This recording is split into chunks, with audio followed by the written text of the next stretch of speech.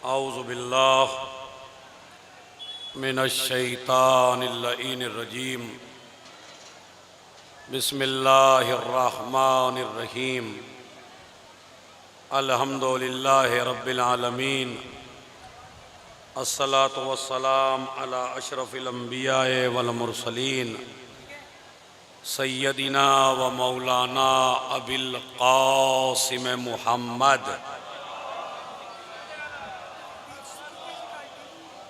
व अला अहले बैतिही अत्तय्यबीन अत्ताहिरीन अल-मासूमीन अल-मज़लूमीन अल्लज़ीना अज़हबल्लाहु अन्हुमुर रिज्स व तह्हरहुम तत्हीरा।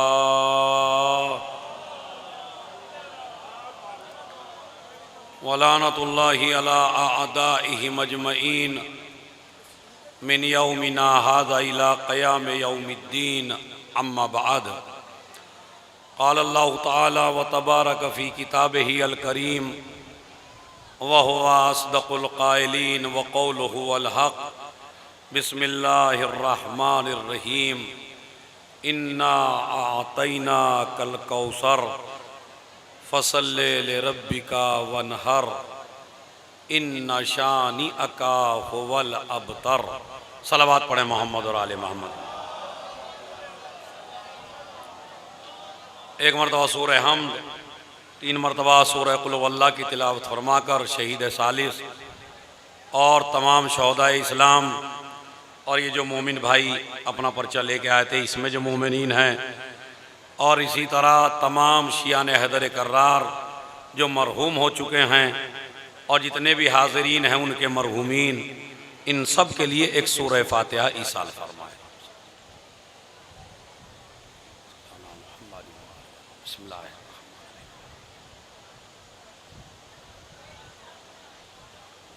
गैरिल मग़ज़ूबि अलैहिम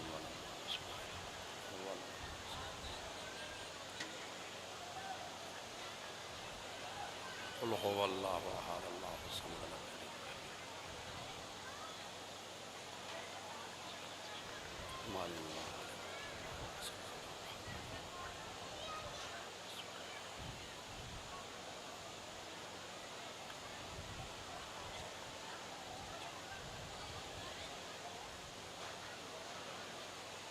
थोड़ा थोड़ा आगे को तशरीफ़ ले आएँ क्योंकि आगे जगह खाली है, जो आएंगे पीछे बैठते रहेंगे। थोड़ा थोड़ा आगे को आ जाइए मेरे पास,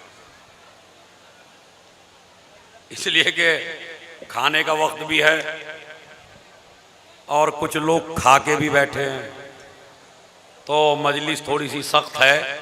सलवात पढ़े मोहम्मद और आले मोहम्मद।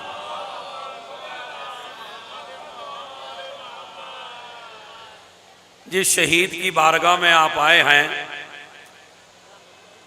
तो जब यहाँ से कल मजलिसें मुकम्मल हों और मुकम्मल हो के अपने घर जाएं, तो कोई तोहफा अपने साथ ज़रूर लेके जाएं कि जो शहीद की ज़िंदगी से लिया हो आपने। इसलिए कि वैसे तबर्रुक तो आपको हर जगह मिल जाएंगे। दुनिया में आप किसी भी मेले में जाइए तो आपको वहाँ अच्छी अच्छी चीज़ें ख़रीदने को मिल जाएंगी, लेकिन ये सोच के आना है कि हम किसी मेले में नहीं आए हैं, हिदायत लेने के लिए आए हैं। इसलिए कि ये उस आलिम की, उस शहीद की, उस मुजतहिद की, उस आयतुल्लाह की, नूरुल्लाह शुश्तरी की बारगाह है कि जिसकी बारगाह से आपको कुछ ना कुछ लेके जाना है। और वो जो लेके जाना है वो खाली इलायची दाने लेके नहीं जाना है, वो जो तलवारें बिक रही हैं वो भी नहीं लेके जाना है, वो जो तस्बीहें बिक रही हैं खाली तस्बीहें भी लेके नहीं जाना है, खाली आम तबर्रुक लेके नहीं जाना है। तबर्रुक ये लेके जाना है जब तक जिंदा रहेंगे हक बोलते रहेंगे। एक सलावत भेजे मोहम्मद और आले मोहम्मद।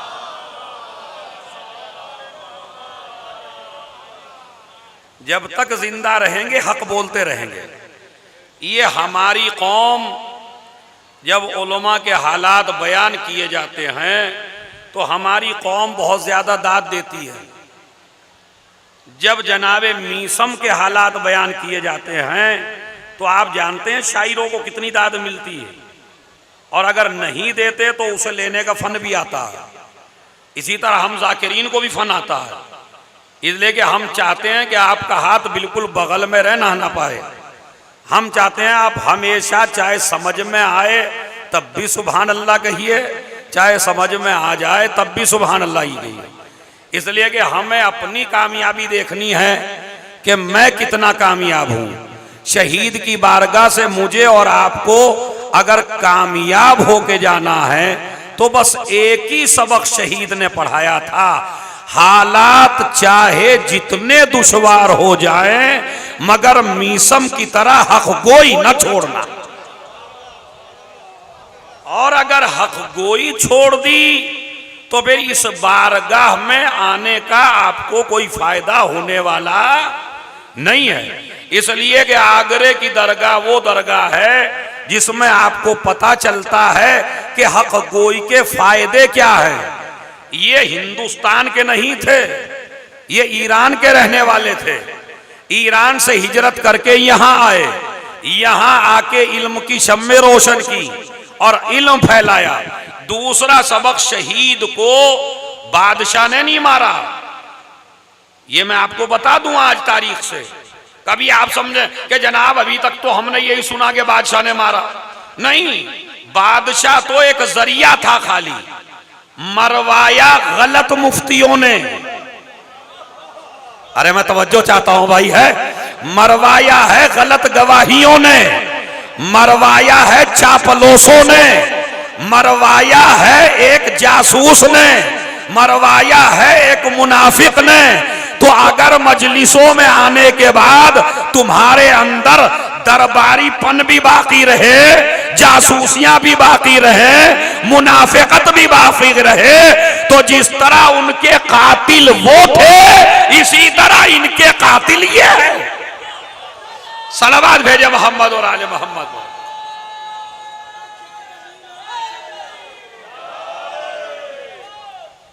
देखिए, जब भी आदमी मरता है, जैसे बाद लोगों ने कहा एकाकुल हक एकाकुल हक एकाकुल हक किताब लिखी अमीरुल मोमिनीन के बारे में, तो मैंने जो पढ़ा, मेरी जो रिसर्च है वो दो किताबों के बारे में है कि शहीद जो, सलावत पढ़े थोड़ा थोड़ा और आगे को आ जाए ताकि इधर मुझे टेंशन ना हो। वो पीछे अभी से भर गया है, तो अगर आप इधर को आ जाएंगे थोड़ा सा तो जगह मिल जाएगी।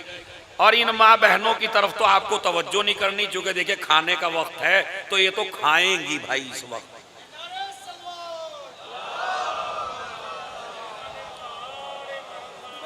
इनको कहीं बिचारियों को जब जगह नहीं मिली है तो ये कहीं ना कहीं तो बैठेंगे, तो इनका शुमार आप मजलिस वालियों में ना फरमाएं। फिलहाल ये खा के फारिग हो जाएंगी, इंशाल्लाह फिर हमारे साथ शामिल हो जाएंगी। एक सलावात और पढ़े बावाज़े बुलंद। मगर जुमला सुनिए अदीजों, ये ईरान के रहने वाले थे। चूंकि अगर यहां आए तो 5 मिनट की हिस्ट्री है बस, और वो नहीं जो सबने सुनाई आपको। ये आए थे ईरान से। एक थे हकीम साहब अबुल फतह गीलानी, वो इनके मेजबान बने और उनके यहां ये आके रुके। आलिम की शान ये होती है कि जब उसका चेहरा देखें तो आपको खुदा याद आए। और आजकल ऐसे उलमा अगर मिल जाए तो शुक्र करिएगा। हमें देख के आपको अल्लाह याद आने वाला नहीं है। हम तो अपनी बता रहे, देखिए मैं और उलमा के खिलाफ नहीं हूं, मैं अपनी बता रहा हूं। मुझे देख के आपको अल्लाह याद आने वाला नहीं है। लेकिन ये शहीद वाकईन ऐसे थे कि इनको देख के अल्लाह की याद ताजा हो जाती थी। और अब उसके बाद जब ये उनके अबुल फतह गीलानी के घर में रहने लगे तो अबुल फतह गीलानी बड़ा करीब था अकबर बादशाह के। उसने तज़किरा किया, एक बहुत बड़े आलिम आए हैं ईरान से। उसने कहा आपको कैसे अंदाजा है कि आलिम हैं? कहा जबान से पहले तो चेहरा बताता है। अरे मैं तवज्जो चाहता हूं भाई, है एक सलावत पढ़े मोहम्मद और आले मोहम्मद पर।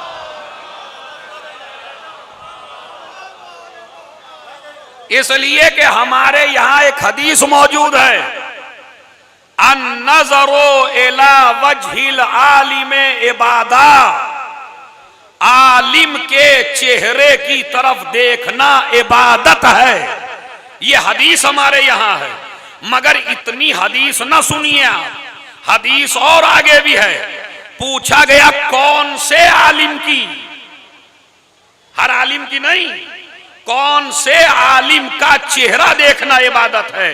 तो फिर फरमाया रसूल इस्लाम ने, इज़ा नज़रता इला वजहिल आलिम ज़क्करका अल आखिरा, जब तू उस आलिम के चेहरे की तरफ नजर करने लगे तो तुझे आखिरत याद आने लगे। लेकिन अगर कोई आलिमी ऐसा हो कि चेहरे पे फिटकार भी हो है? और आखिरत का तो नामो निशान याद ही ना हो और दुनिया बहुत ज्यादा याद आती हो उसे देख के, तो फिर ऐसे आलिम का चेहरा देखना इबादत, जोर से बोलिए भाई, नहीं है। इबादत कैसे आलिम का है? जिसको देख के अल्लाह याद आए। और पूरे वर्ल्ड में, पूरी दुनिया में आदम से लेके कयामत तक कोई आलिम ऐसा नहीं है कि जिसका चेहरा देख के सबसे ज्यादा अल्लाह याद आता हो। मगर तारीख ने एक ही आलिम लिखा कि जब अली मदीने की गलियों से निकलते थे तो सहाबा कहते थे लाफता आ रहा है, बेहतरीन आलिम आ रहा है, आलिम इल्म लदुन्नी आ रहा।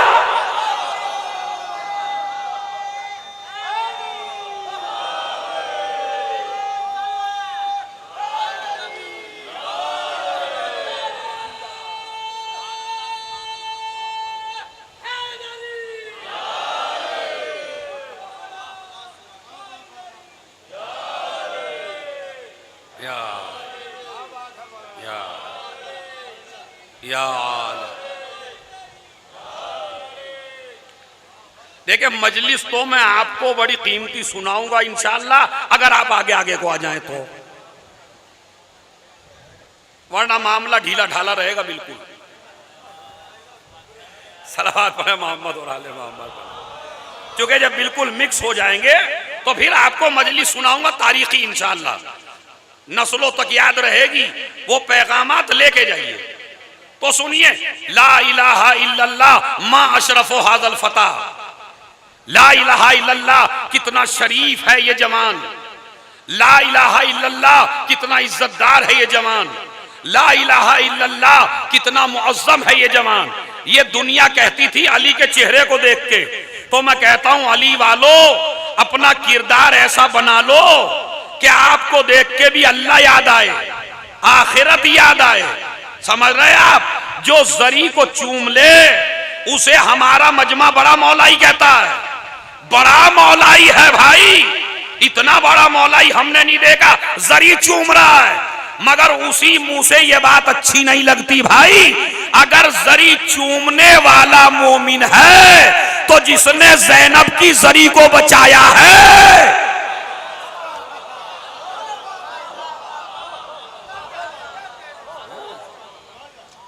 अरे शहीद की बारगाह में आके शहादत का जज्बा लेके जाओ।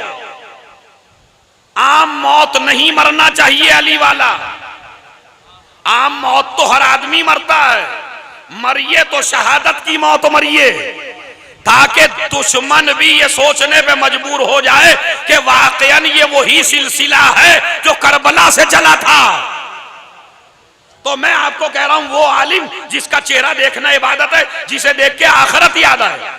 तो इनको कहने लगा अबुल फतह गिलानी के अभी तो बात नहीं की है, लेकिन चेहरे ही से लगता है कि बहुत बड़ा आलिम है। और इनका शजरा बता दूं आपसे मैं, खुदा की कसम 4 दिन की मजलिसों को एक तरफ रख दीजिए और ये जुमला रख दीजिए आप, ये शजरा इन शख्सियत का बताऊं किस औलाद से हैं? इमाम हुसैन के पोते हैं। सुन लीजिए जरा, इमाम हुसैन के पोते हैं, हुसैनी सादात से हैं। इमाम सज्जाद के एक बेटे, 3 बेटे थे, एक बाकिर, एक जैद शहीद, एक हुसैन असगर। तो इस शहीद के जो बाप थे, दादा थे, वो थे हुसैन असगर, जिनकी नस्ल से हुसैनी सीस्तानी हैं। समझ रहे आप? यानी ये जो हुसैनी शजरा पूरा का पूरा मौजूद है ईरान में, तो ये हुसैनी सादात में से हैं। अच्छा, आप कह रहे जी इसमें कौन सी ऐसी बात आप पढ़ेंगे? अभी बताता हूं, देखिए कैसी। किसके बेटे हैं हुसैन असगर? इमाम ज़ैनुल आबिदीन के। इमाम ज़ैनुल आबिदीन की इस वक्त 3 नस्लें चल रही हैं। इसी में तो मौजज़ा बताना है आपको। कितनी नस्लें? 3 नस्लें, बाखरी, जैदी, हुसैनी। अब जरा इब्ने कसीर की इबारत पढ़ दूं। इब्ने कसीर ने लिखा यजीद के 14 बेटे थे। अगर अब भी बैठे रह गए आप, ओ भाई अपना आलिम नहीं लिखा, इब्ने कसीर। आधी दात तो आपको इब्ने कसीर पे दे देनी थी। अब नाम भी रखा तो इब्ने कसीर, इसलिए कि जो आले मोहम्मद के खिलाफ लिख दे वो इब्ने कसीर ही होगा।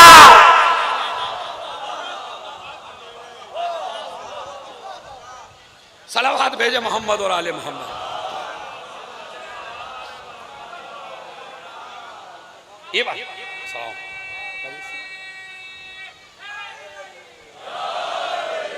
देखिए, लोगों को आने की जगह नहीं मिल रही, चूंकि वो रास्ता पहले ही घिर गया।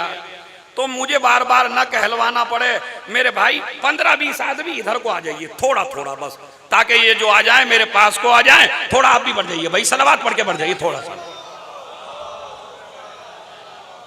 बड़ी अजीब मजलिस है, जरा सुनिएगा। एक सलावत और पढ़ दे मोहम्मद और आले मोहम्मद। बताइए तो भाई नसीमुल भाई, और तुमको इस पे शेर कहने हैं बस। आज की मजलिस में 2-3 कते तुम्हारे तैयार कराने हैं मुझे। इब्ने कसीर ने लिखा कि यजीद के 14 बेटे थे और करबला में सज्जा इमाम हुसैन का एक बेटा बचा था। मैंने पढ़ दी पूरी मजलिस, अगर आप समझ लें। इमाम हुसैन का करबला में एक बेटा बचा था, वो भी कैद में था, जंजीरों में था, हथकड़ियों में था, बेड़ियों में था, कैद खाने में था। तकरीर नहीं करने दे रहे थे, मिंबर इस्तेमाल करने नहीं दे रहे थे, लोगों को करीब आने नहीं दे रहे थे। मैं आपको समझा दूं, जिसकी बारगाह में बैठे हैं वो किसका बेटा है? हुसैन असगर। हुसैन असगर ज़ैनुल आबिदीन का बेटा, इमाम ज़ैनुल आबिदीन इमाम हुसैन का बेटा।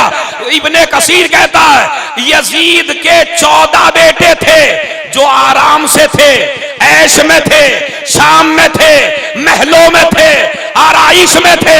हुसैन का बेटा कैद में था, खतरों में था, तलवारों में था, जल्लादों में था।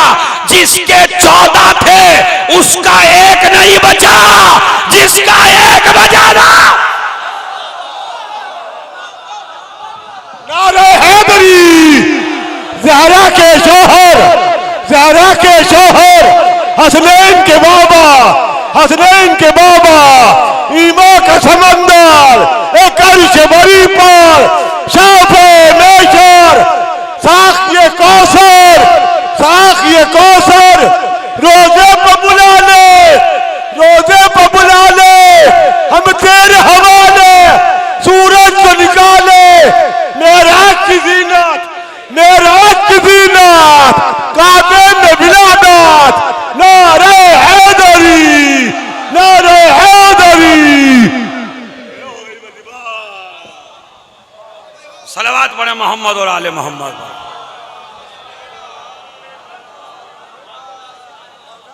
अब आप देखिए, यानी जिसके 14 बेटे थे उसका आज एक नहीं है, और जिसका एक बचा था।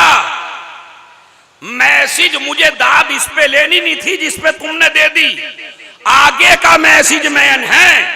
अब तो कम से कम एहसास करो कि हक पे चलने का कितना बड़ा है।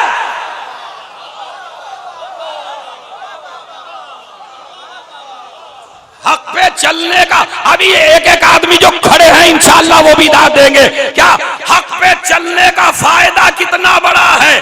अरे आजकल मेरा जवान कुछ परेशान सा बैठा है, कह रहा है अरे देखिए पहले फला को शहीद कर दिया, फिर फला को शहीद कर दिया, फिर फला को शहीद कर दिया, अब हसन नसरुल्लाह को शहीद कर दिया। और परेशान होने की जरूरत नहीं है।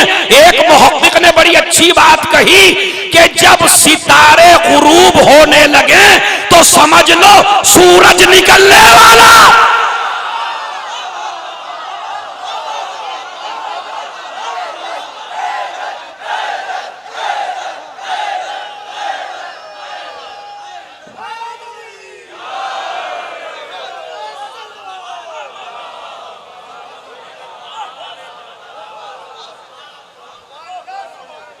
जब सितारे गुरूब होने लगे, जोर से बोलिए, अरे तुम्हारी जबान से भी तो निकले। जब सितारे गुरूब होने लगे तो सूरज निकलने वाला है। सितारों पे हमला करके न समझना कामयाब है। अभी तो सूरज बाकी है, और सूरज भी न ईरान में निकलेगा, न लुबनान में निकलेगा, न सीरिया में निकलेगा, वो सऊदी अरब में निकलेगा, मक्के में निकलेगा।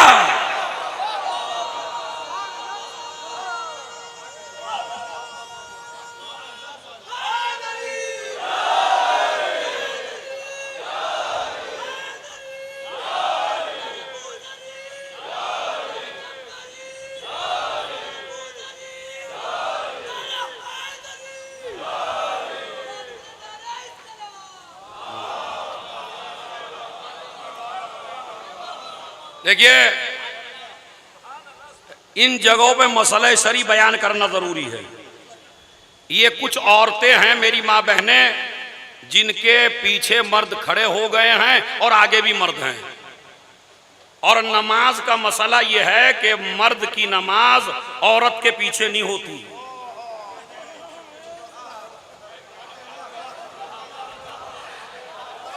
तो मेरी गुजारिश है इन औरतों को, चूंकि इधर जगह काफी है, इनको बीच से हटा दीजिए। क्योंकि अगर हम ख्याल नहीं रखेंगे इन बातों का, और वो भी ऐसी मजलिसों में जिनका पोस्टर भी हो तबलीगी मजालिस, तो मेरी माँ बहनों से गुजारिश है खुद ही उठ जाएं, कबली ने के उन्हें कोई उठाए, खुद ही उठ जाएं, बीच में ना बैठें। अपना पर्दा बचाना बहुत बड़ी फतह की दलील है आपकी। यहां आना कमाल नहीं है, यहां से आबरूमंद जाना कमाल है। यहां से अपनी इज्जतें महफूज करके जाना। देखिए माशाअल्लाह मजमा बैठ गया, मेरी माँ बहनें उठ गई। मैं बहुत माफी चाहता हूं अपनी माँ बहनों से, थोड़ा सा मर्दों से अलग होके बैठे, मर्दों से थोड़ा फासला बना लें, जरूरी है। इधर काफी जगह है औरतों के लिए, इधर खाली पड़ा हुआ है, तो औरतें उधर चली जाएं। मर्दों से गुजारिश है जो खड़े हैं भाई थोड़ा थोड़ा आगे को आ जाइए, थोड़ा थोड़ा बढ़ जाइए आगे को। और उसके बाद तो हक पे चलने का फायदा आपने देखा। इमाम ज़ैनुल आबिदीन अकेले बचे थे करबला में। और उस शहीद की एक बात और बयान कर दूं मैं, जिसने इत्मीनान दिलाने के लिए कहा था कि अगर तुम लोगों में हमको मिटाने की ताकत होती, अब मुझे नहीं पता कौन सो के सुनेगा कौन जाग के। एक शहीद का जुमला है, नाम नहीं ले रहा हूं मैं, शहीद कहते ही खुद समझ जाइएगा। उसने टीवी पे आके कहा था कि अगर तुम सारे खबीस इकट्ठा होके भी अली वालों के मुकाबले पे आ जाओ तो हम मिटने वाले नहीं हैं। दलील क्या दी थी? तुम्हारे पास बस एक ही दिन आया था हमें मिटाने का, और वो था आशूर का दिन। अब अगर हम उस दिन न मिटे,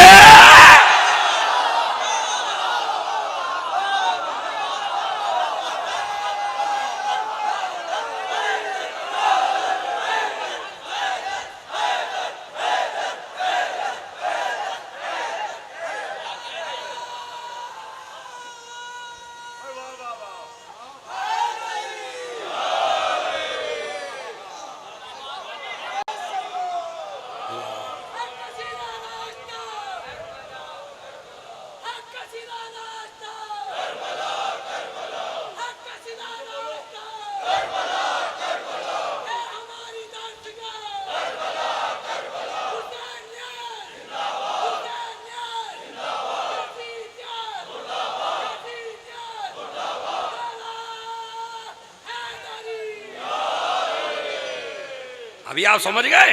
तो अब ये तो तय है कि आप मिटने वाली कौम नहीं है, इसीलिए मैंने आपकी खिदमत में पेश किया।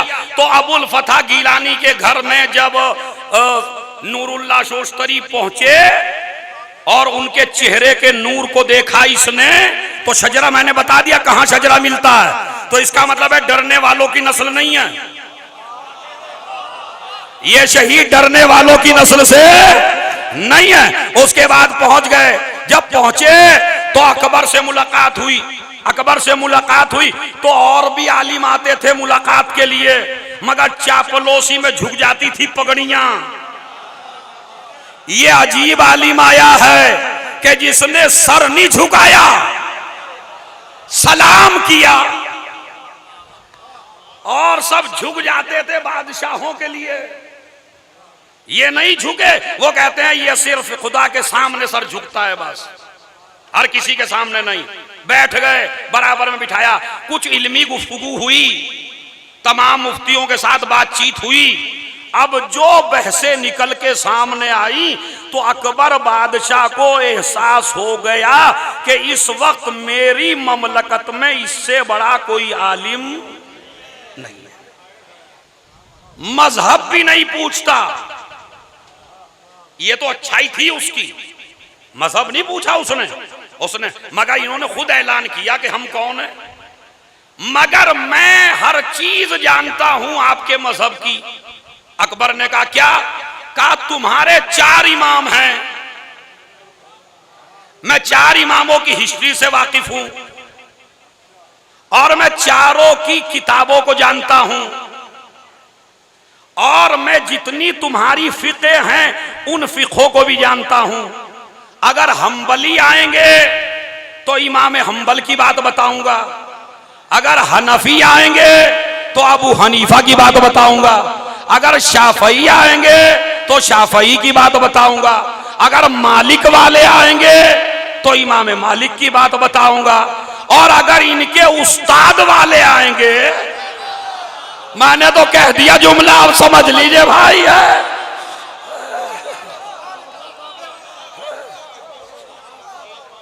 अब उस्ताद वाले कौन है आप? कहने लगे वो आएंगे तो उनको जाफर सादिक अलैहिस्सलाम की बात बताऊंगा, नॉलेज मुझे सबके। अच्छा ये बताइए, इतनी जल्दी कोई मानता नहीं है दावे। उन्होंने कहा आप इनको मुकाबला कर लो मुझसे, अगर तुम्हारे आलिम तुम्हें बातें अपने मजहब की बताएं, अगर मैं उनसे अच्छी ना बताऊं, और मैं फिक़्ह के जो मसाइल हल करूंगा वो एक फिक़्ह से नहीं करूंगा, चारों फिक़ों से मसाइल हल करूंगा, इसलिए कि मैं चारों फिक़ों का आलिम हूं, चाहे जिसको बिठा लो उसी से जवाब दूंगा। अरे इस कौल को सुन के तुम्हें कोई और याद आया या नहीं आया? अब अगर आप भी अब खामोश रहे भाई, पूरा मजमा क्या कहा? हम्बल वालों को इमाम हम्बल का, मालिक वालों को इमाम मालिक का, शाफई वालों को इमाम शाफई का। अरे ये एक बात इनके मौला ने भी कही थी, तौरात वाले आएंगे तो तौरात से जवाब दूंगा, इंजील वाले आएंगे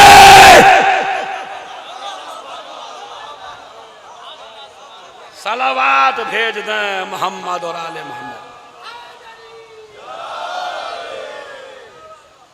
अभी सुनिए, शहीद को इतनी डिटेल में शायद पढ़ा भी ना हो किसी ने। तो ये शहीद जब मुकाबला हो गया, सारे मुफ्तियों का दम निकल गया। अब निकलना ही है वो तो भाई, ये अदब है खुदा की कसम। अब ये खाली जनाजे बैठे थे कुर्सियों पर, रूह निकल चुकी है इनकी। और सबसे बड़ा हसद है कि राफजी, ये जो दम निकल रहा है भाई, कि अगर कोई अपनी पार्टी का होता तो चलिए ठीक है, ये राफजी जैसे ही बहसो मुबाहिसे हुई, बातें हुई, इल्मी बातें हुई, अकबर ने मुअय्यन कर दिया कि आप काज़ी उल कुज़्ज़ात हैं। आप ही फैसला करेंगे। उन्होंने शर्त पहले ही रख ली थी कि हम जो हैं अपनी मर्जी से फतवा देंगे, किताबें पढ़ के, किसी दबाव में हम फतवा नहीं देंगे, क्योंकि हमारे यहां फतवा बिकने की मार्केट नहीं है। अरे जब लखनऊ की बात आ गई तो डॉक्टर कल्बे सादिक साहब, अल्लाह उनको करवट करवट जन्नत नसीब फरमाए, उन्होंने एक बात कही थी फतवों पे मुफ्तियों के। कहने लगे बताऊं कैसे कैसे फतवे आ रहे हैं। अब उनकी क्लिप है, वो देख लीजिएगा जाके आप। कहते हैं कैसे कैसे फतवे आ रहे हैं। एक स्पीच है उनकी, कैसे का एक साहब ने पूछ लिया, जनाब बेड बिदत है या इबादत है? डबल बेड,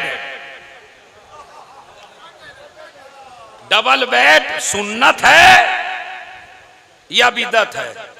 अब वो जितने बड़े मुफ्ती बैठे थे उन्होंने गर्दन हिला के कहा बिदत है, बिदत है। उन्होंने कहा बिदत क्यों है?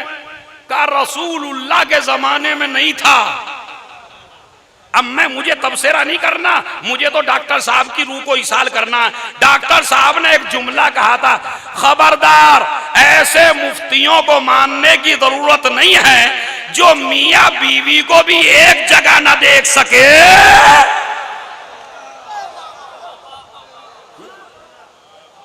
तो वो कौम को एक जगह क्या देखेंगे? इनका काम है लड़वाने का। अब ऐसे ऐसे मुफ्ती दरबार में बैठे हुए हैं बाकायदा कि उनका दम निकला जा रहा है। एक काजीउल कुज़्ज़ात, वो भी जाफर सादिक वाला, वो भी ज़ैनुल आबिदीन का बेटा, और वो हम पे हुकूमत करे। अब लग गए बादशाह के सामने बोल तो नहीं सकते, इल्मी मुकाबला कर नहीं सकते।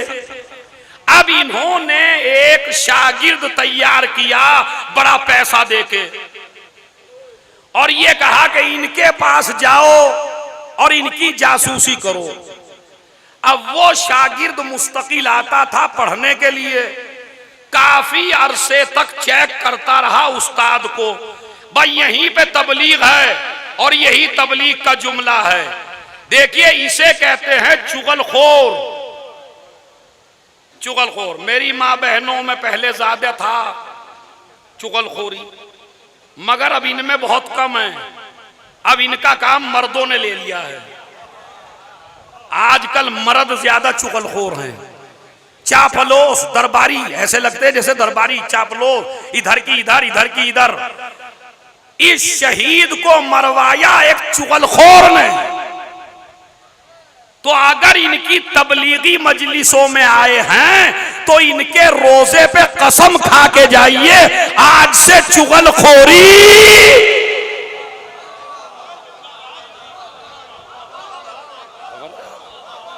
और अगर यहां से निकलते ही शुरू हो गए तो फिर तुमने पराठे ही खाए बस, यहां से कुछ लेके आप नहीं गए। तो मरवाया किसने? चुगलखोर। एक किताब लिख रहे थे, सबने कहा इकाकुल हक, मैंने जो पढ़ा है वो पढ़ा है मजालिसुल मोमिनीन। इनकी किताब है एक मजालिसुल मोमिनीन, मशहूर है इकाकुल हक के बारे में।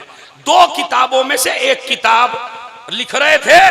लिखने के बाद अब जो भयानक बयान, अब भयानक आपके लिए नहीं, उस मजालिसुल मोमिनीन में किस्सा वही है पहला कि जिसमें नबी के जहन पर किसी ने इल्जाम लगाया। अब उसकी जो धज्जियां बखेरी शहीद ने कि ये कौन था, ये क्या था, इसने नबी के जहन पे इल्जाम क्यों लगाया, हिजियान का इल्जाम क्यों लगाया, ये पूरा किस्सा है वही मजलिस में। अब वो उसने पढ़ लिया। देख रहे हम कहां से मरते चले आ रहे हैं। अब वो पढ़ लिया। पढ़ने के बाद उसने सरकार मुझे पूरी किताब दिखा दीजिए। अब वो पूरी किताब दिखा दी। पूरी किताब के हार्ड मजामीन जो थे वो सारे पढ़वा दिए मुफ्तियों को। मुफ्ती पहुंच गए दरबार में। अकबर बादशाह मर चुका है, उनका बेटा उनकी जगह आया। उससे पहले तो कहा ये मसले जो बयान करता है ये अपनी फिक्र से करता है, उसने कहा ये बात तो मैं इस बात पे तो इनको कुछ नहीं कह सकता, इसलिए कि जिसे मेरे अब्बा ने बनाया हो। देखिए ये अच्छी बात थी उसकी, जो जिसे मेरे अब्बा ने बनाया उसे मैं हटा नहीं सकता। उसके बाद जब किताब का प्रूफ मिल गया तो कहने लगे ये तो आपके अब्बा की नहीं, हमारे सबके अब्बाओं की।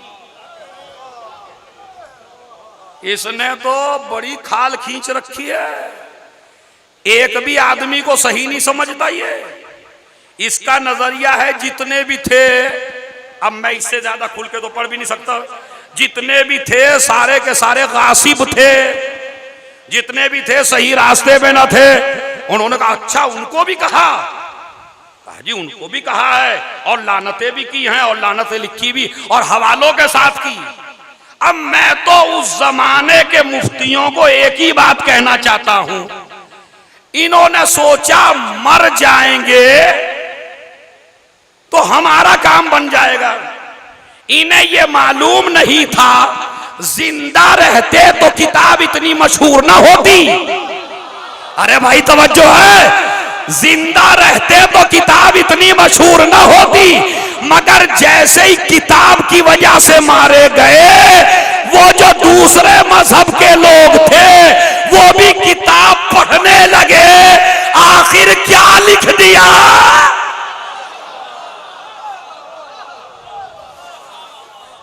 सलावत भेजे मोहम्मद और आले मोहम्मद। जरा सलावत पढ़े मोहम्मद और आले।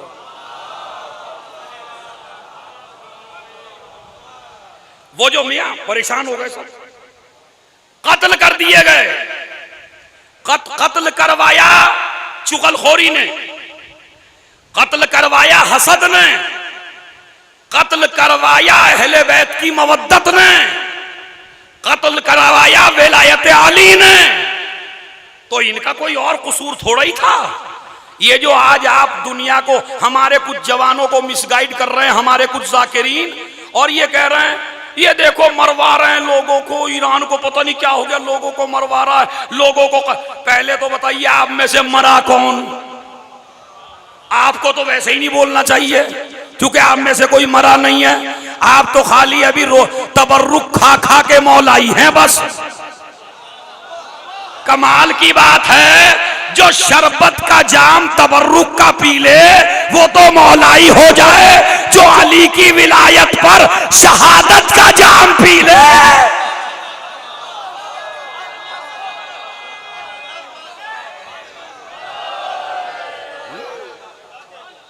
बताइए भाई, हम और आप बहुत पक्के शिया नहीं हैं। मैं आईना दिखा रहा हूं आपको, मैं भी हूं उसमें। सबसे पहले मैं हूं, जो बात कह रहा हूं उसमें सबसे पहले मुझे गिनिएगा। हम और आपको शियत पे कोई कुर्बानी देनी नहीं पड़ी है। हम तो अपने शिया घर में पैदा हुए, आराम से तबर्रुक खाया, मजलिस सुनी, घर गए, मौलाई हैं हम। तो ये भी मौलाई हैं। मैं ये नहीं कहता हम मौलाई हैं, लेकिन हमने कुर्बानियां नहीं दी है। मुझे आप ये बताइए इनका क्या कसूर था जो इन्हें मारा? ये कौन, किसकी तरफ से बोले थे बताइए? मेरी कौम के जवानों, मिसगाइड ना होना किसी के चक्कर में आके। तुम्हारा सबसे बड़ा कसूर है कि तुम अली वाले हो। ये तो बहाने हैं कि फला की तरफ से बोल रहे, फला की तरफ से बोल रहे। नहीं, आपका कसूर है सबसे बड़ा कि आप अली वाले हैं। जितने भी खड़े हैं जरा सुनिए, आप किसी को कुछ ना कहिए। अच्छा ये बताइए, आप मुहर्रम में किसी को क्या कहते हैं? बदमेई दलील है, दलील काटिए आप मुहर्रम में जितने खड़े हैं किसी को क्या कहते हैं? फिर आपके खिलाफ फतवे क्यों आते हैं? आप चुप ही तो बैठे हैं, कुछ कह थोड़े ही रहे हैं, मजलूम का मातम ही तो कर रहे हैं, गलियों से गुजर ही तो रहे हैं। फिर ये लड़ाइयां क्यों, फिर ये झगड़ा क्यों, फिर ये फतवे क्यों? इसका मतलब है कोई, ये बहाने हैं सब। हमारा सबका कसूर है अली की विलायत, और ये हम छोड़ नहीं सकते। अब मैं आपको मेराज करा दूं, कंबर से कहा वजारत ले ले, सल्तनत ले ले, ओहदा ले ले, पैसा ले ले, अली का दीन छोड़ दे। अब मैं देखता हूं कयामत तक दाद देते रहोगे। जो कंबर का जुमला है, उसने कहा दौलत ले दे, इख्तदार ले ले, सल्तनत ले ले, पैसा ले ले, अली का दीन छोड़ दे। उसने कहा छोड़ दूंगा। भाई सन्नाटा होना चाहिए ना। आप जहां जहां खड़े हैं ताकि तारीखी मजलिस हो जाए आज यहां पर शहीद की बारगाह में। उन्होंने कहा दौलत ले ले, इख्तदार ले ले, पैसा ले ले, औरत ले ले, कायनात की हर शय ले ले, अली का दीन छोड़ दे। कंबर ने कहा छोड़ दूंगा। कहा क्या चाहिए? कहा अली से अच्छा दीन बता दे।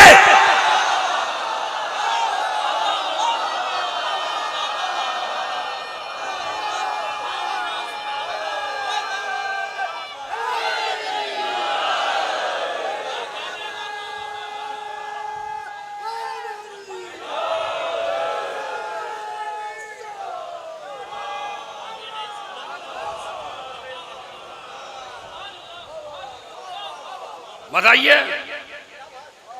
अब ये क्या जवाब देता? अली से अच्छा, जोर से बोलिए भाई, अली से अच्छा दीन। उसने कहा अली से अच्छा दीन मैं नहीं बता सकता। कहा तो मैं फिर इसे छोड़, ये सारा वाक्य मैंने छोड़ के दूसरा जुमला सुनिए। जब इब्ने जियाद ने किसी मजलूम की गर्दन पे तलवार रखी, मैं विलायत अली समझा रहा हूं जो हमारा सबसे बड़ा कसूर है। अच्छा हम छोड़ क्यों नहीं सकते? इसका जवाब सुन लीजिए।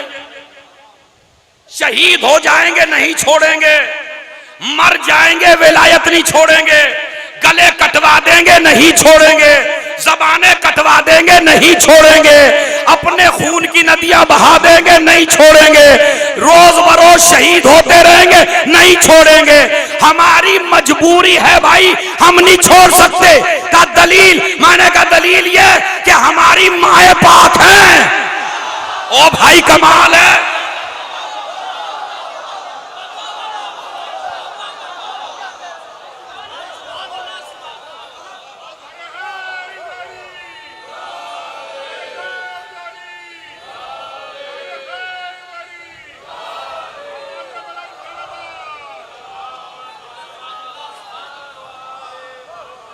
उठने नहीं दूंगा तुम्हें। आ जाओ, सलावात पढ़े मोहम्मद और आले मोहम्मद पर। सोनिए बात अब सुन के ही जाइए। एक सलावात जरा सब मिल के पढ़ दे मोहम्मद और आले।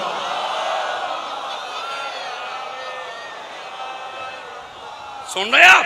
ये हमारी मजबूरी है कि हमारी माए पाक हैं, इसलिए हम नहीं छोड़ सकते। आप कहेंगे दलील, मैंने कहा दलील मल्ला याज़ुरुल फ़क़ीह, हमारे मजहब की सबसे बड़ी किताब, उसमें हदीस है इमाम की। मौला फरमाते हैं, और उससे पहले तबलीग भी कर दूं, जवानों, मेरी कौम के जवानों, चाहे जितने बड़े दौलतमंद हो जाना, चाहे जितने बड़े पैसे वाले हो जाना, चाहे जितना बड़ा इख्तदार हासिल कर लेना, चाहे जितने बड़ी जॉब हासिल कर लेना, लेकिन अगर अली वाला रहना चाहते हो तो ना मां को भूलना और ना बाप को भूलना। बेगम के चक्कर में नहीं आना। ये जो मास्टर है ना बेगम, ये बड़ी अच्छी क्लास लेती है, लेकिन ये मेरी मां बहनें हैं। ये मजलिस इन्हीं के लिए पढ़ रहा हूं मैं, इसलिए कि औरत का कमाल बीवी बनना नहीं है,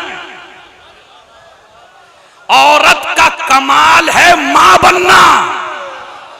ससुराल में उसे इज्जत नहीं मिलती जो बीवी हो, ससुराल में उसे इज्जत मिलती है जो मां बनी हो। अरे भाई तुम्हारे घरों की बात नहीं करता, रसूल के घर में भी उसी को इज्जत मिली जो मां बनी।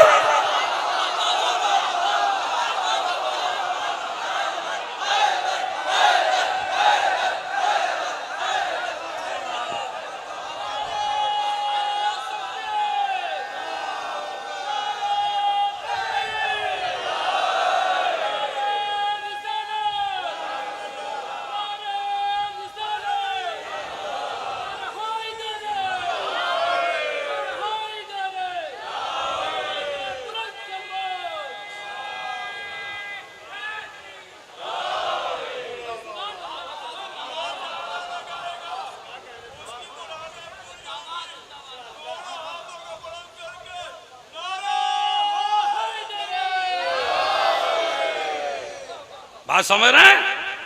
इसलिए कि रसूल के घर में भी उसी को इज्जत मिली जो मां बनी थी। समझ रहे आप? तो औरत का कमाल बीवी बनना नहीं है, औरत का कमाल है मां बनना। अब जो अभी तक बीवियां हैं खाली, वो तो हो सकता है मुझे पता नहीं क्या क्या कह रही हूं कि इतनी मुश्किल से तो कब्जे में किया था। ये मौलवी अजीब बुला लिया इन्होंने, इसने हमारी किलासी को खत्म कर दिया है। अरे मियाँ इतनी दिल जल्दी तो आए नहीं थे बेकाए में, अब जरा सुनने लगे थे मेरी। नहीं, ये मजलिस उस बेगम के लिए भी है जो अभी तक मां नहीं बनी है, मगर मजलिस का मजा जब आएगा जब मां बनेगी। तो मां मां मां, बाप और मां का मुकाबला कभी नहीं करना जवानों। और तुमको भी समझा रहा हूं, तिजारत करने वालों, कभी भी उस आदमी से तिजारत ना करना जिसके ताल्लुकात मां बाप से अच्छे ना हो।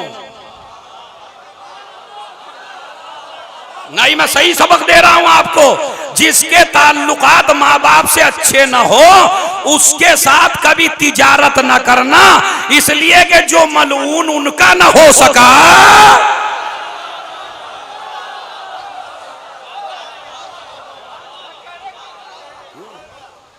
अरे जो मां बाप का ना हो सका वो किसका?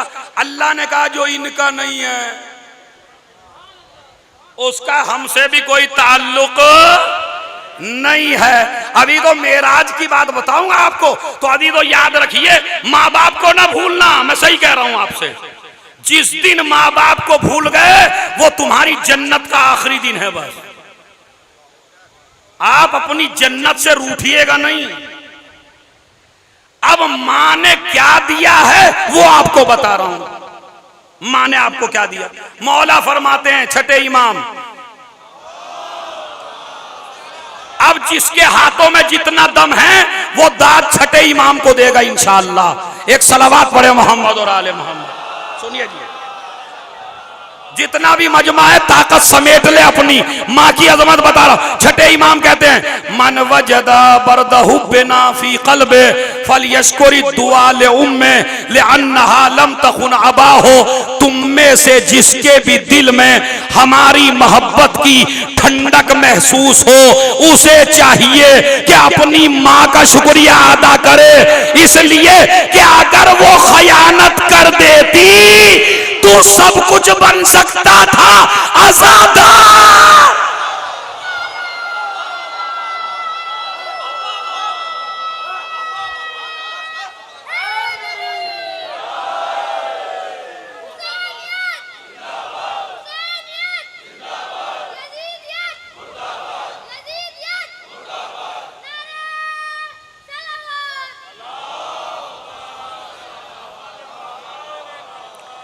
अब सुनो, इज्जत मिली तो मां से, विलायत मिली तो मां से, मोहब्बत अहले बैत मिली तो मां से, मवद्दत आले मोहम्मद मिली तो मां से। और अब खुलासा कर रहा हूं 4 दिन की मजलिसों का, शहादत मिलती है। खुदा की कसम इम्तिहान है जहानतों का। इस शहीद को शहादत भी मिली तो मां की तहारत से, इसलिए कि शहादत का आलम वही उठाता है जिसकी मां पाक हो। अब जिनका हाथ नहीं उठा उनके लिए जुमला कह रहा हूं, शहादत का आलम वही उठाता है जिनकी मां पाक हो, जिनकी मां झंडे वालियां हो।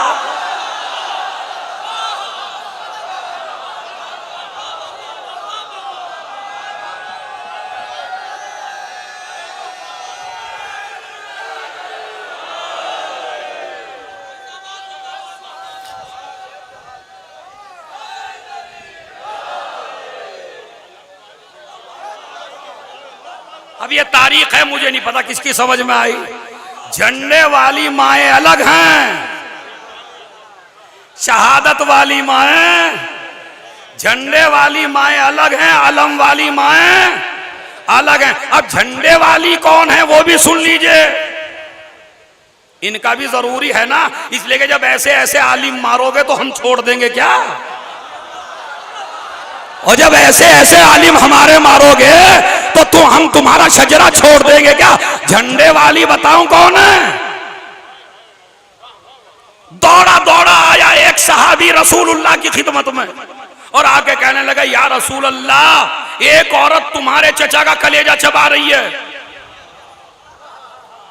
अब भी नहीं पहुंचे आप। एक औरत तुम्हारे चचा का कलेजा चबा रही है, मगर चबा रही है, चब नहीं रहा है। चबा रही है, चब नहीं रहा है। तारीख पढ़ रहा हूं पूरी, चबा रहा है, चब नहीं रहा है। रसूल ने फरमाया, कयामत तक भी चाबने की कोशिश करेगी। अच्छा, जरा इसका नाम भी तो बता दीजिए आप। हाँ भाई, इतनी शहादत के बाद तो मुझे इतना गुस्सा है जब से इनकी हिस्ट्री पढ़े हूं कि दिल चाहता है इसे न छोड़ा जाए। क्या नाम है? हिंदा। किसका कलेजा चबाया? जनाबे हमजा का। चबा पाई या नहीं? नहीं। अब नहीं का जवाब बता रहा हूं आपसे, अपनी किताब से नहीं।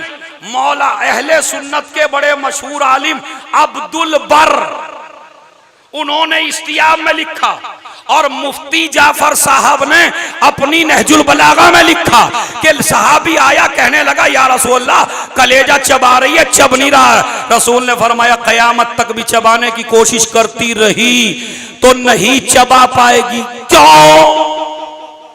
अब समेट लीजिए अपनी ताकत आप। क्यों का जवाब दे रहे हैं रसूल। क्यों? नबी ने फरमाया, उसकी वजह यह है, मेरे चचा के जिस्म का एक एक हिस्सा जन्नती है। अल्लाह नहीं चाहता किसी जहन्नमी पेट में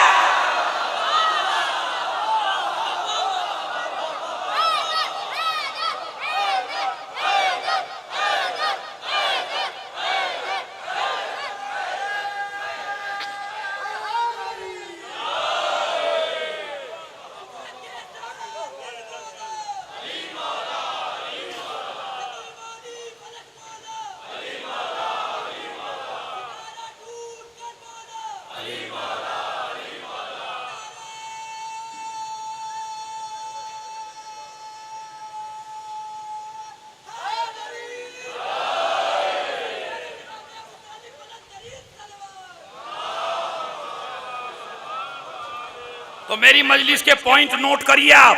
पहली चीज, कसम खा के जाइए शहीद की बारगाह में, चुगलखोरी नहीं करेंगे। अम्मा आप भी कसम खा लो, मेरी बहनों आप भी कसम खा लो, और मेरे भाइयों, और मैं भी खा लेता हूं साथ में। ये लेके बीमारी तो मेरे अंदर भी है, बीमारी सबके अंदर है, तो लिहाजा हम सब कसम खाते हैं इंशाअल्लाह आज के बाद चुगलखोरी, चूंकि चुगलखोरी का नतीजा शहादत है इस शहीद की। दूसरा किस्सा, हम हसद नहीं कर। तीसरा किस्सा, दौलत पाने के बाद माँ बाप को नहीं भूलना है, इसलिए कि शहादतें पाकीज़ा माओ की वजह से मिलती हैं।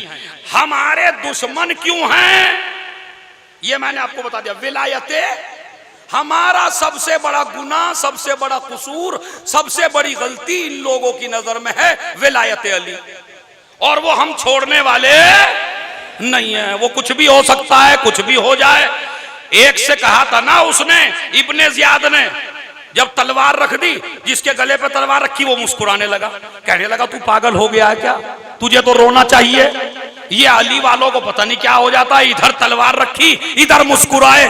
अब जवाब दिलों को छू जाए तो दाद से ज्यादा मुझे दुआ दे दीजिएगा। कहने लगा अली वालों को क्या हो जाता है, इनको पता नहीं, तलवार रखी जाती है, बजाय रोने के हंसने लगते हैं। तो उसने कहा असल में बात यह है कि तुम हमें कत्ल करना चाहते हो, मारना चाहते हो ना हमें, अली से अलग करने के लिए, मगर हम मुस्कुराते इसलिए हैं कि मौत बाद में आती है, अली पहले।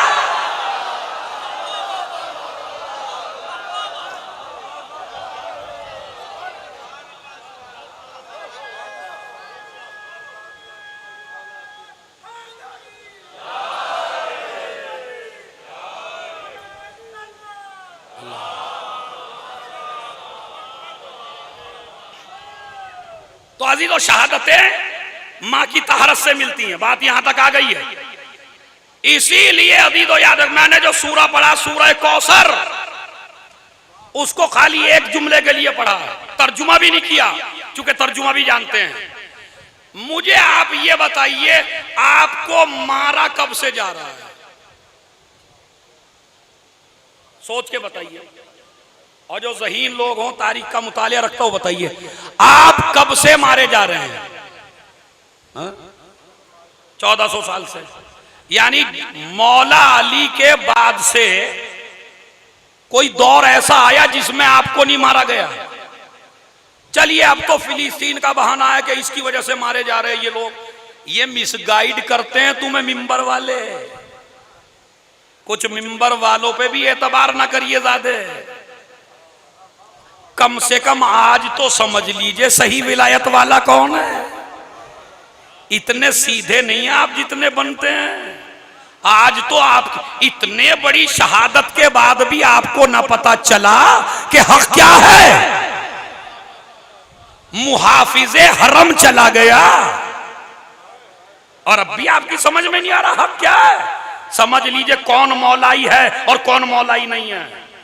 तबर्रुक खाने से अगर मौलाई होते तो तबर्रुक तो हर कौम खाती है हुसैन का, और तबर्रुक तुम्हारे लिए रखा ही नहीं था।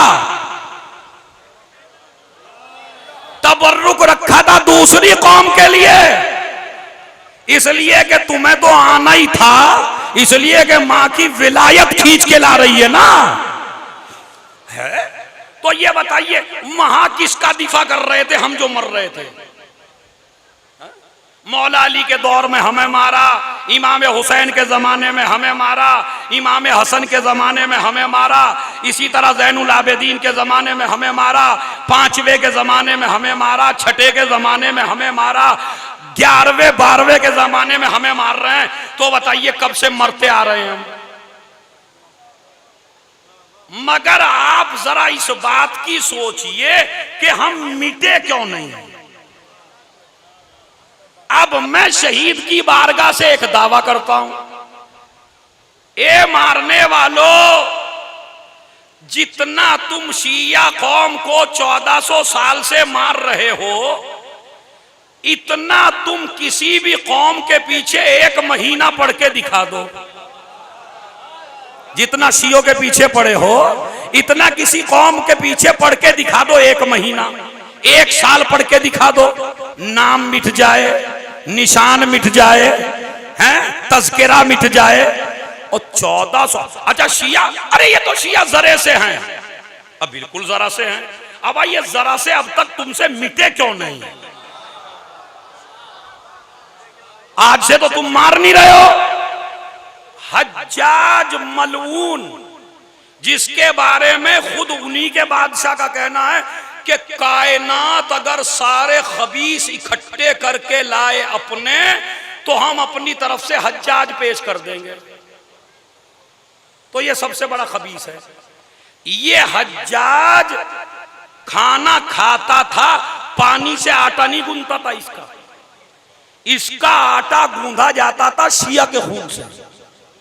अब ये बताइए कितने साल जिंदा रहा। रोज एक शिया को मारते थे, खून निकालते थे, आटा गूंथते थे, इसे खिलाते थे।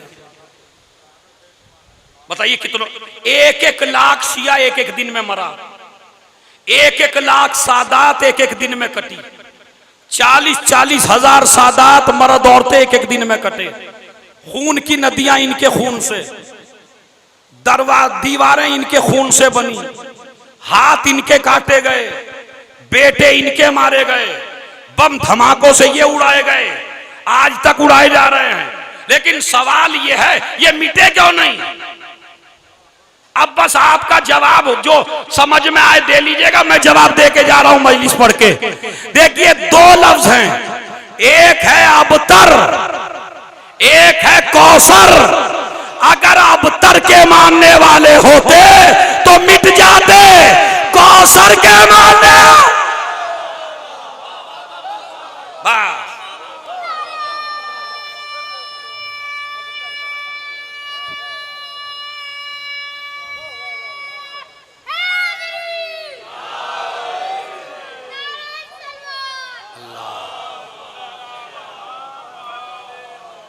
ये मौलाना अमीर अब्बास साहब और भाई नसीमुल हसन बाकरी साहब बेहतरीन काफिला लेके जाते हैं।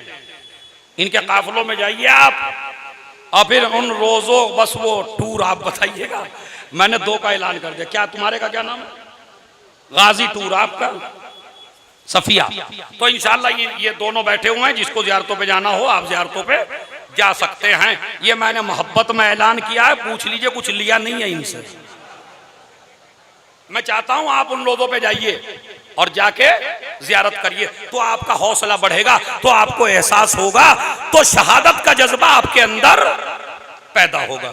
बस मैं बात को तमाम कर, हज्जाज जैसा मलून इतनों को मारा, यहया इब्ने योमर या सईद इब्ने जुबैर, सईद इब्ने जुबैर कैद खाने में है, उसको बकरीद के दिन निकलवाया और निकलवा के कहा कि आज लोग कुर्बानियां पेश करते हैं, ये सबसे ज्यादा अली और फातिमा को चाहता है, इसको कत्ल करो। उसने पूछा किस जुर्म में? कहा तुम कायल हो कि हसन और हुसैन रसूल के बेटे हैं। उसने कहा बिल्कुल कायल हूं, मानता हूं। कहा कुरान से साबित कर दे।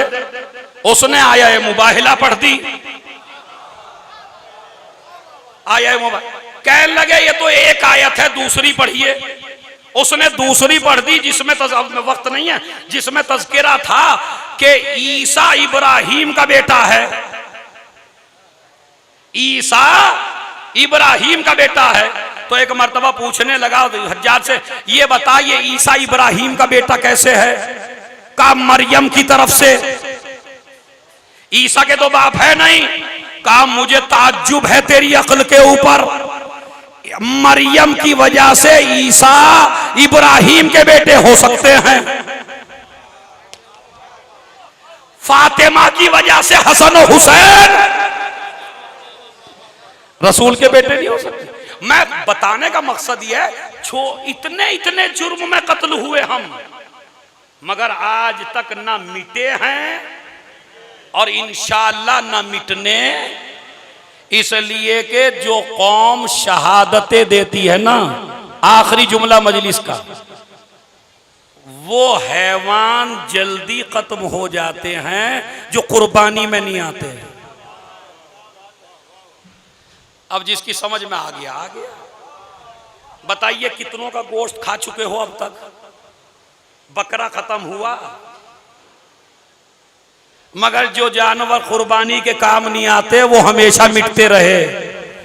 तो इसका मतलब है कुर्बानियां जिंदा रखती हैं,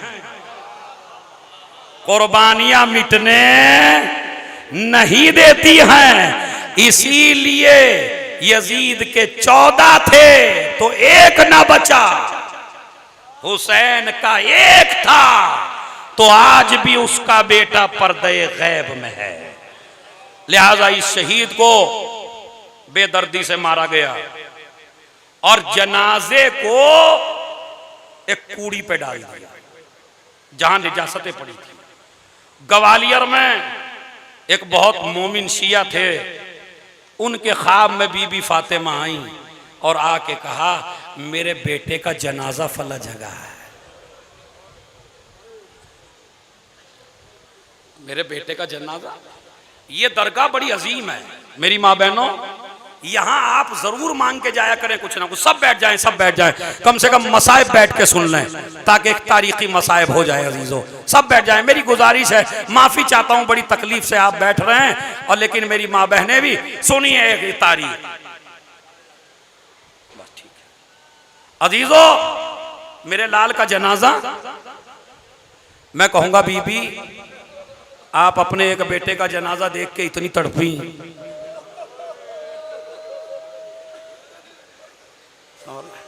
कभी हुसैन का जनाजा देख के तड़पी, कभी अब्बास का जनाजा देख के तड़पी, कभी कासिम के टुकड़े देख के तड़पी। हाँ? तड़पती आ रही हैं और आप ही नहीं तड़पी, ज़ैनब भी तड़पी। अजीजों शाम का बाजार है, इसलिए कि जब इमाम सज्जाद से किसी ने पूछा मौला सबसे ज्यादा परेशानियां कहां उठाई, तो मौलाना का अशाम अशाम अशाम, दरबारे शाम, बाजारे शाम, जिंदाने शाम। शाम में सबसे ज्यादा। अब शाम में क्या हुआ था बताऊं। रसूल का एक सहाबी है सहले साइदी, बस सुन लीजिए, बड़ा तारीखी मसाइब है। रसूल का एक सहाबी है जिसका नाम है सहले साइदी।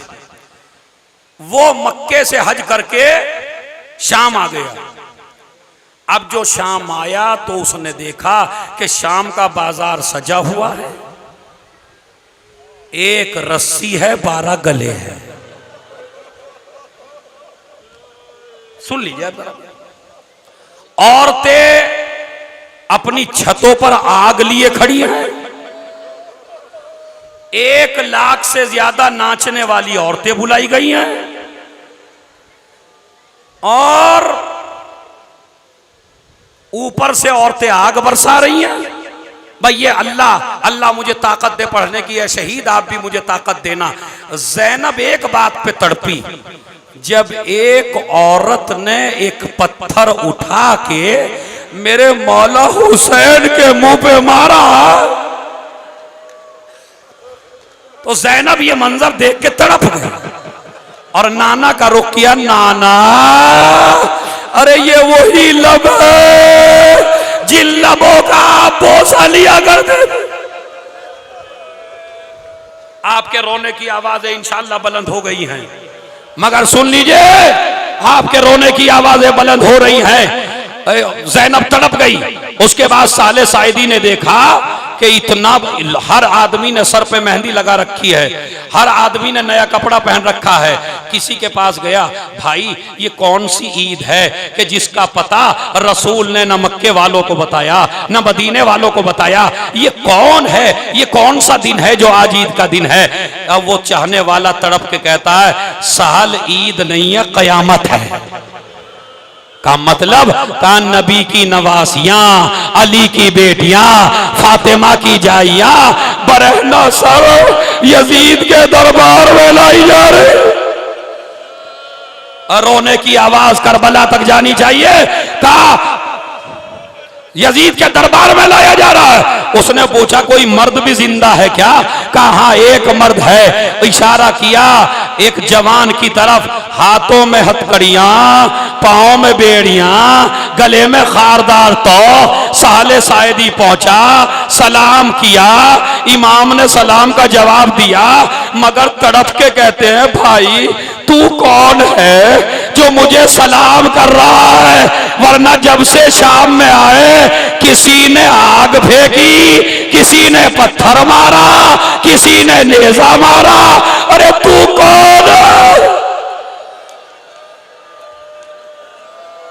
तू कौन है जो मुझे सलाम कर रहा है? भाई एक मर्तबा कहा मैं आपके नाना का सहाबी साले साइदी। आप कौन? कहा मैं तेरा चौथा इमाम ज़ैनुल आबिदीन हूं।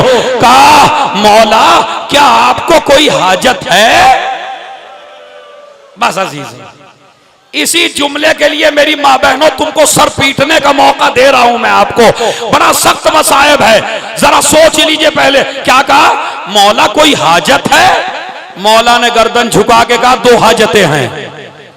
अब ये तड़प गया, ये मौला तो हर किसी को देते हैं, आज पहली मर्तबा किसी से कुछ मांग रहे हैं। का क्या मतलब? का 2 हाजतें हैं। का एक तो ये जो मेरे बाबा का सर लिए हुए है नोके नेजा पर, इसे कुछ पैसा दे दे ताकि ये मेरे बाबा का सर लेके चला जाए। का क्या? का इतना मजमा है कि मेरी फूफी की गर्दन नहीं उठे।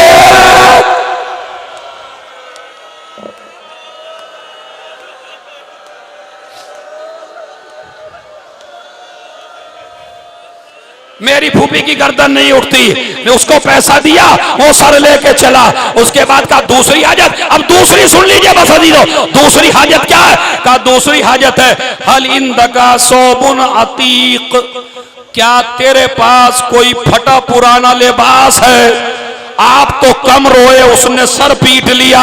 मौला आप तो लोगों को नए लिबास देते हैं, आप फटे पुराने लिबास का क्या करेंगे। मेरे मौला ने अपना गरेबान खोला, गरेबान खोल के कहा सहल ये जो मेरी गर्दन में तौक है इसमें नन्ही नन्ही कीले हैं जो मेरी गर्दन के अंदर दाखिल हो गई। ए सहल कोई कपड़ा रख दे। सहल ने देखा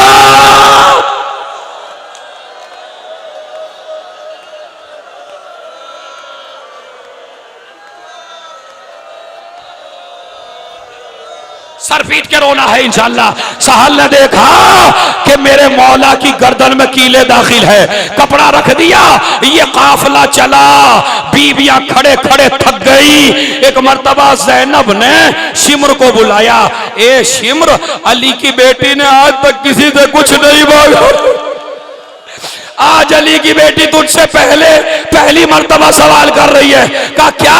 कहा या तो ऐसी जगह से ले चल जहां देखने वालों का मजमा कम हो, या हमें चादर दे दे। शिम्र कहता नहीं अली की बेटी तुझे इसी रास्ते से जाना है और तुझे बरहना सर जाना है। ज़ैनब को जलाल आ गया, बीबियों को बुलाया, मैं बद्दुआ करती हूं तुम आमीन कहना।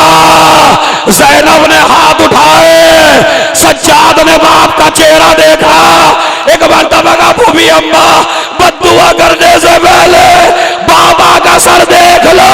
अब जो ज़ैनब की नजर पड़ी हुसैन रो रहे, ए बहार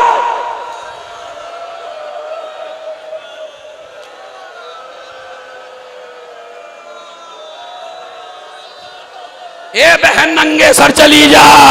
ज़ैनब चली, चलती आगे को थी, हटती पीछे को थी।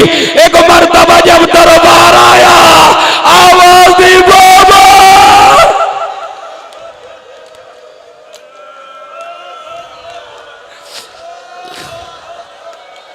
मसाइब का जुमला पढ़ रहा हूं जो मेरी माँ बहनें बर्दाश्त न कर सकेंगी। जब शाम के बाजार दरबार में काफिला पहुंच गया तो मख्तल में है कि एक मस्खरा था, मस्खरा जो दरबार वालों को हंसाया करता था, वो काफी दिन से दरबार में नहीं था। जब आले मोहम्मद आए यजीद ने उसे बुलवाया, बुलवा के यजीद कहता है आज इतना हंसा दे, इतना हंसा दे तुझे मुंह मांगा इनाम दूंगा। वो कहता है मैं खूब हंसा दूंगा, मुझे मुंह मांगा इनाम देना। अगर मर भी जाओ ना इतना सख्त मसाइब है, पता उसने इनाम क्या मांगा। कहने लगा यजीद अगर मैंने सबको हंसा दिया, सकीना की तरफ इशारा किया और इशारा करके कहता है इस बच्ची को मेरी कनीजी में दे देना। सकीना लिपट गई भूमि अम्मा। अरे क्या ये भी लिखा?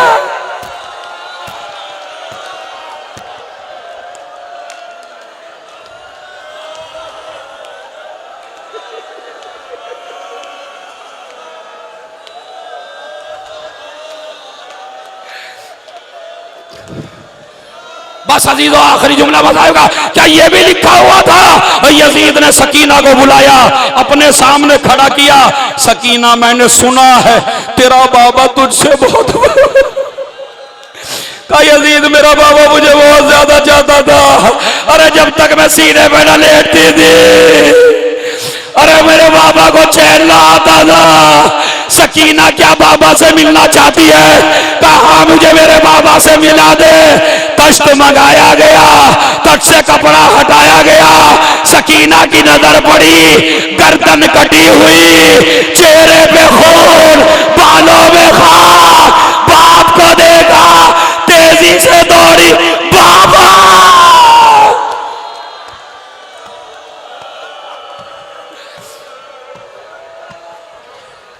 आखिरी जुमला बाबा यजीद ने नेजा मार के पीछे कर दिया।